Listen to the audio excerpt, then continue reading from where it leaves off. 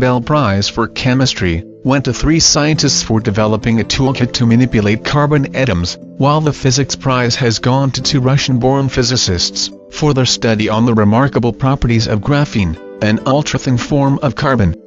While announcing the Nobel Prize for Physics, the Royal Swedish Academy of Sciences stated, "Carbon, the basis of all known life on Earth, has surprised us once again." They do not realize how loaded their statement is. For what we have seen in graphene is only a small glimpse of the wonders that carbon is capable of, especially what awaits us in the very near future. Before we reveal the form of carbon that is going to change every aspect of our lives, so completely and so drastically, let us bring to your attention a few other related occurrences that have been making the news in the past weeks. Recently there was a flurry of concern in the scientific circles regarding the discovery of the sun's influence on the decay of radioactive elements on Earth. It was found that some kind of strange emissions from the sun are causing matter to mutate on Earth. Its influence on the decay rates of elements like carbon-14 has been especially worrisome and unexpected. Carbon, as previously stated, is the basic building block of life, as we know it. And carbon-12 is the most abundant form of carbon, accounting for about 99% of all known forms of carbon. It is the isotope of carbon that consists of 6 protons, 6 electrons and 6 neutrons. 6, 6, 6. Does that sound familiar? After oxygen, the second most abundant element in the human body is carbon-12. On cremation, the body returns to its carbon-12 state. After hydrogen, helium and oxygen, which are all gases, carbon-12 is the most abundant element in the universe. Carbon-12 is also one of the 5 elements that make up the human DNA. Thus carbon-12 is indeed the most crucial element as far as life as we know today is concerned. This is probably what the writer of the Revelation meant when he said that 666 was the number of man, or number of the beast. It is the number of carbon-12, which is the basis of man's physical body, which ties him to the physical universe. This is especially significant when we understand what transmutation awaits this carbon-12, which will bestow man such superhuman powers that will make every technological advancement till date completely redundant. Every secret has a time to reveal, a time to celebrate. It is now time to reveal the secret of all secrets, the secret of alchemy, the secret of the philosopher's stone, that which transmutes, in a symbolic sense, lead to gold, the secret of the elixir of life, the secret of amrita, or ambrosia, the nectar of immortality, the secret of something we shall label ascension, since its primary function is to aid the coming ascension, to form a portal into the higher dimension, the secret of carbon-7. Carbon-7 is the hitherto undiscovered isotope of carbon, which has 6 electrons, 6 protons and only 1 neutron. It is the material equivalent of the Kundalini system as well as Metatron's cube. Like iron has the ability of sustaining a magnetic field around it, carbon-7 has the uncanny ability to carry hyperdimensional fields, such as fields of thought, around it.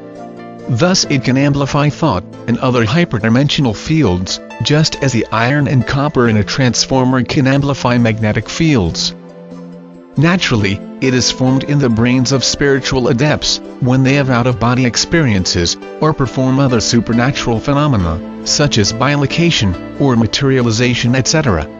During such time the glow, or halo, that is formed around the heads of these highly evolved beings is actually due to the excess neutrons produced when carbon-12 transmutes to carbon-7 inside their brains. However, this carbon-7 quickly decays to other stabler forms of matter. Hence it is almost impossible to detect carbon-7 directly in the human body. History and religion has offered us many clues as to the identity of this most wondrous material through cryptic notations, symbols, and enigmatic texts. But it had to veil it in the most puzzling language and symbols, since this knowledge, in the wrong hands, could mean the destruction of this planet. Such is its power.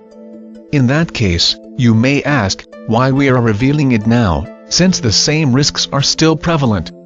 There are two main reasons for this revelation at this point of time. 1. We are now at the very threshold of the most significant shift humanity has ever experienced. It is the time for all secrets to be revealed. We have been holding on to this secret for a long time, and nature has spoken through signs that the time for this secret too has come too. Although the atomic structure and the properties of this wondrous material are revealed here, it is extremely difficult to synthesize carbon-7 in a laboratory other than in expensive particle accelerators. In the Kundalini system, this 661 configuration is represented by the male and female counterparts of the 6 lower chakras and the 7th chakra, which is the neutral Sahasrara.